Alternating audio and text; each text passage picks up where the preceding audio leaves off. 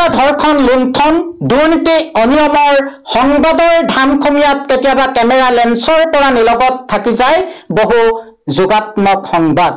তেনে ধনাত্মক সংবাদ লৈ আপোনালোকৰ সন্মুখত মই বিকাশ আমগুৰিৰ জাগৃতি মহিলা সমাজ আজি বহু মহিলাৰ বাবে আজি জাগৃতি মহিলা সমাজ এখন আপোন ঘৰ এটা আপোন পৰিয়াল সম্ভাৱনাৰ এখন পলখুৱা উপত্যকা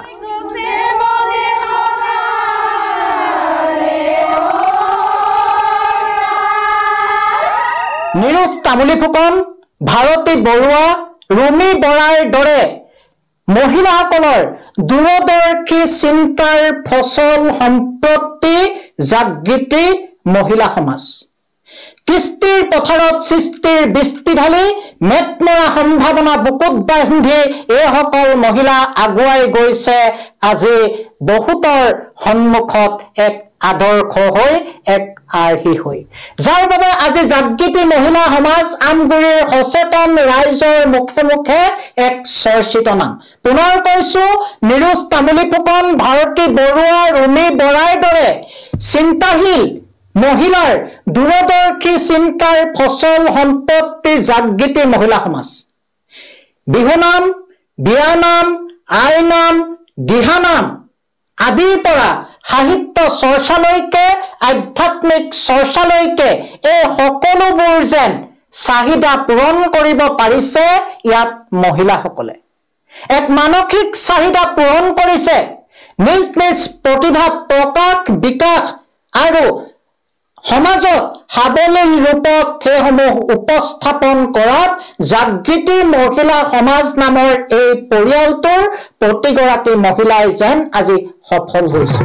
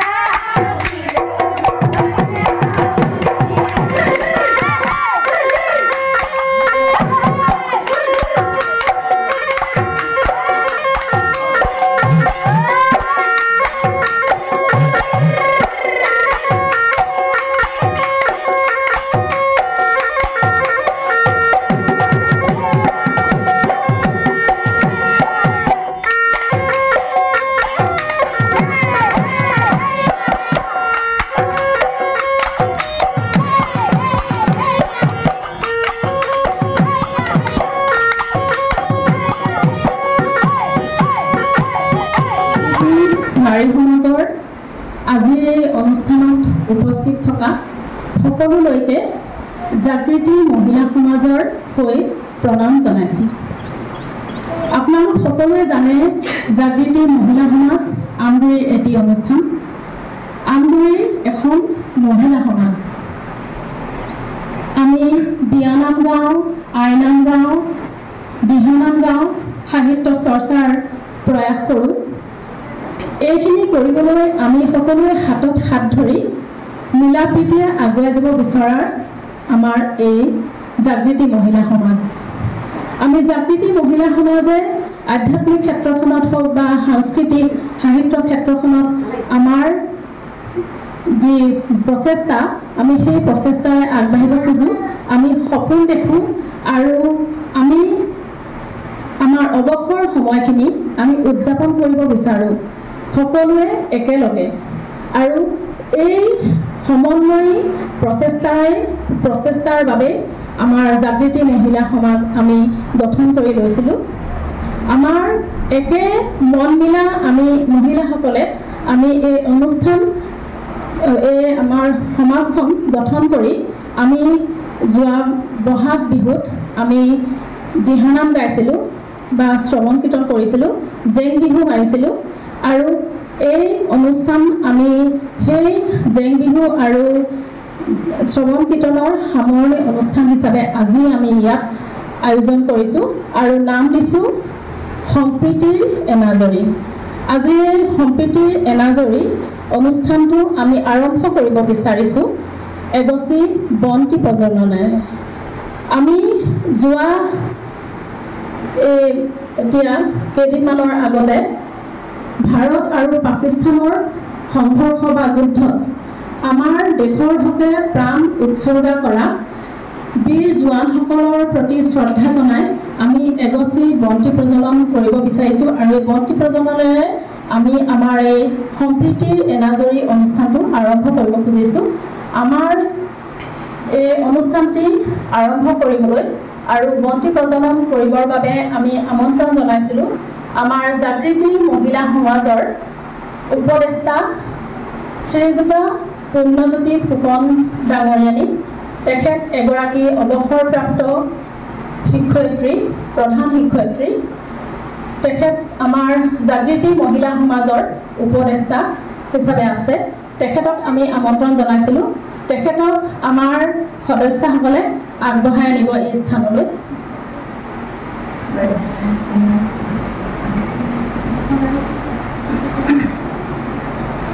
এতিয়া আমি বন্তি প্ৰজ্বলক ডাঙৰীয়ানীক অলপ সন্মান জনাব বিচাৰিছোঁ এখনি ফুলাম গামোচাৰে এই গামোচাৰে তেখেতক সন্মান জনাব আমাৰ জাগৃতি মহিলা সমাজৰ সভাপতি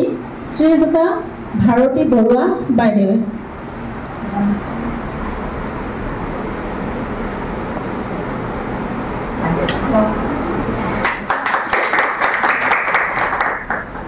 ধন্যবাদ ইতিমধ্যে আমাৰ বাইদেউক আমি সন্মান জনাইছোঁ আৰু আমি সন্মান এই সুযোগতে আমি কাৰ্যসূচী আৰম্ভ কৰাৰ আগতে আৰু এটি আমি সম্বৰ্ধনা কাৰ্যসূচী ৰাখিছোঁ আমাৰ মাজত আজি উপস্থিত হৈছেহি আসাম লাইভ 7 সাংবাদিকদ্বয় তেখেতক আমি সাংবাদিক শ্ৰীযুত ভাতৃপ্ৰতিম শ্ৰীযুত বিকাশ শৰ্মা তেখেতক আমি আমাৰ এই স্থানলৈ আমন্ত্ৰণ জনাইছোঁ আমাৰ ভাতৃপ্ৰতিম অতি মৰমৰ শ্ৰদ্ধাৰ শ্ৰীযুত বিকাশ শৰ্মা ডাঙৰীয়াক এখনি ফুলাম গামোচাৰে অকণমান মৰম যাচিব বিচাৰিছোঁ তেখেতক গামোচা প্ৰদান কৰিব আমাৰ জাগৃতি মহিলা সমাজৰ সহকাৰী সম্পাদিকা মালবিকা নাথে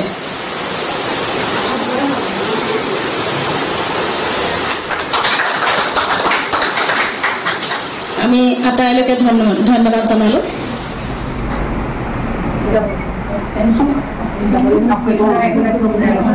বন্তি প্ৰজ্বলনৰ সময়তে আমাৰ উপদেষ্টা শ্ৰীযুতা নীলিমা তামুলী বাইদেৱে এটি শ্লোক পৰিৱেশন কৰিব বাইদেউলৈ মই মাইক্ৰফোনটো আগবঢ়াই দিছোঁ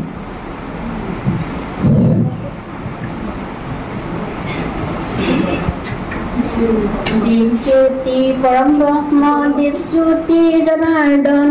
दीप में हरमं पापं इक दीप नमोस्तते शुभं करोतु कल्याणं आरोग्य सुसम्पदं मम बुद्धि प्रकाशनो दीपज्योति नमोस्तते दीपज्योति परम ब्रह्म दीपज्योति जनार्दन दीप में हरमं पापं एक दीप नमोस्तते शुभं करोतु कल्याणं आरोग्य सुसम्पदं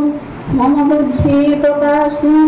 दीपज्योति नमोस्तते दीपज्योति परम ब्रह्म दीपज्योति जनार्दन दीप में हरमं पापं ইখদীপ নমস্ততে শুভং কৰতু কল্যাণং আৰোগ্য সুসম্পদম মম বুদ্ধি প্ৰকাশম দীপজ্যোতি নমস্ততে।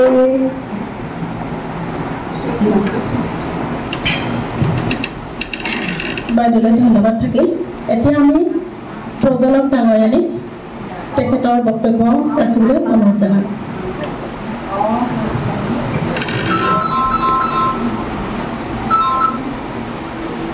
সন্মানীয় সম্প্ৰীতি এনাজৰী সভানেত্ৰী আৰু সম্পাদিকাক মুখ্য কৰি সকলোকে মোৰ নমস্কাৰ জনাইছোঁ। আসাম লাইফ চেনেলৰ বিকাশজ্যোতি শৰ্মা ডাঙৰীয়া তেওঁলোকক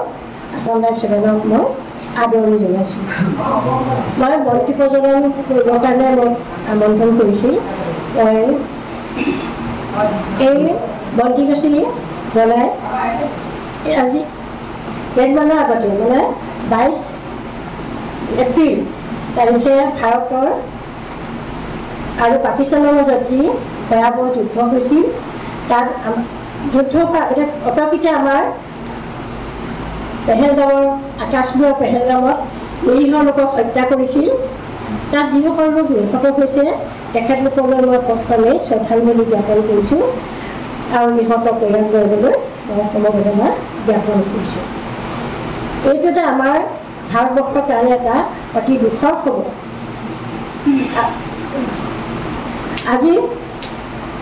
এই দিনটোতে যিসকল আমাৰ ভাৰতীয় সেনাই তেওঁলোকৰ প্ৰত্যুত্তৰ দি তেওঁলোকৰ সেন্দুৰৰ যোগেদি যি আমাৰ ভাৰতীয় মহিলাৰ সেন্দুৰৰ মৰ্যাদা ৰক্ষা কৰিলে সেইসকল বীৰ যোদ্ধালৈ মই ইয়াৰ পৰাই তেওঁলোকলৈ শ্ৰদ্ধা জনাইছোঁ। আজি এই মহিলাসকলে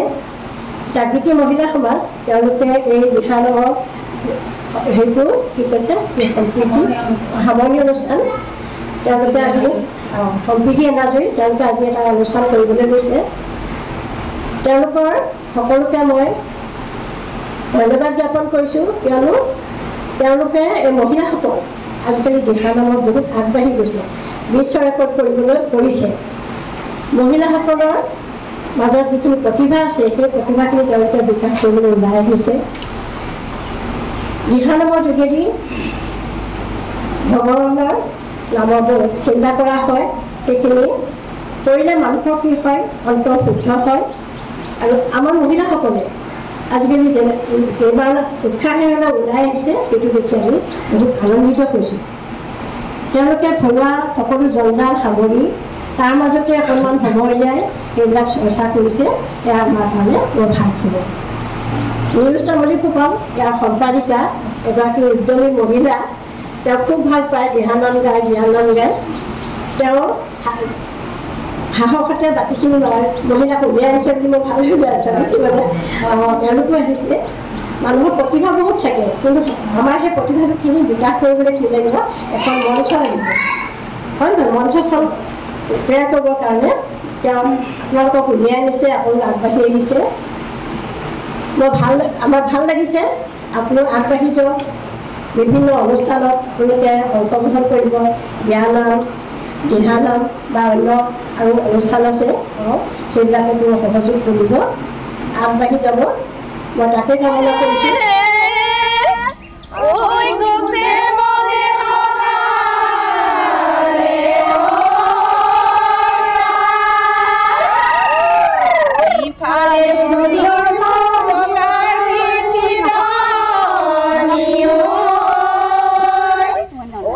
Bihu, bihu, bihu,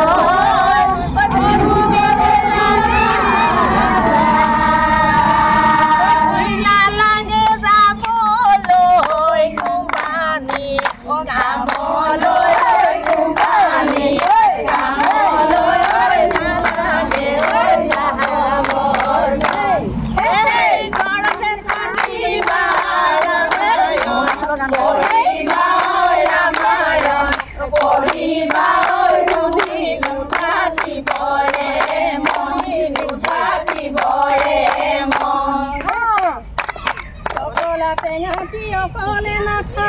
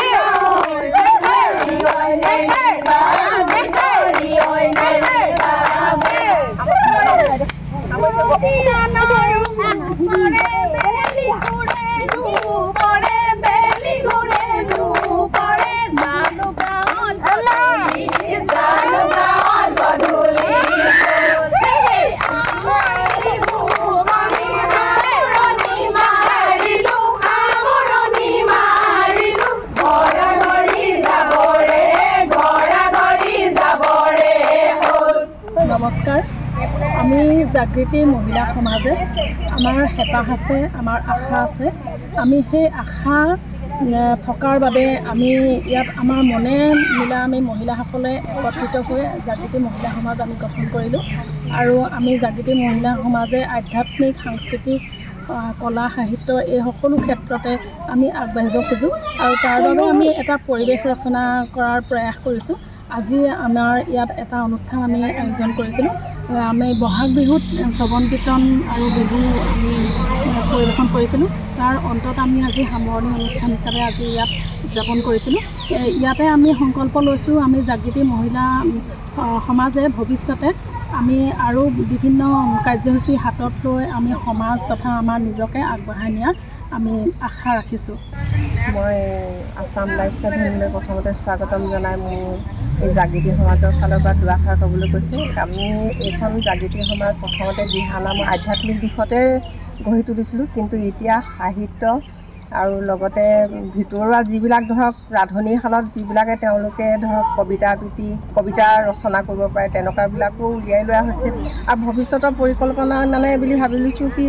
এখন প্ৰথমতে আমাৰ টকা পইচাৰ প্ৰয়োজন হ'ব গতিকে তাৰ কাৰণে এটা পুঁজি প্ৰথমতে গঠন কৰি ল'ব লাগিব পুঁজিৰ ওপৰত নিৰ্ভৰ কৰি লাহে লাহে নতুন নতুন পদক্ষেপ লৈ আগবাঢ়ি যাম বুলি মনতে ভাবিছোঁ আৰু আমি গুণাগথা কৰি আছোঁ নতুনকৈ এটা আঁচনি লোৱাৰ কথাও আমি এতিয়া গোটেই মহিলাকেইগৰাকীয়ে বৰ্তমান আলোচনা কৰি গৈছোঁ গতিকে প্ৰথম পুঁজি আৰু সেই আমাৰ পুঁজিটো আলোচনাত তেওঁলোকে সকলোৱে সন্মত দিছে আৰু সেইমতে আমাৰ সংকল্প লৈ আমি আগবাঢ়ি যাম বুলি ভাবিছোঁ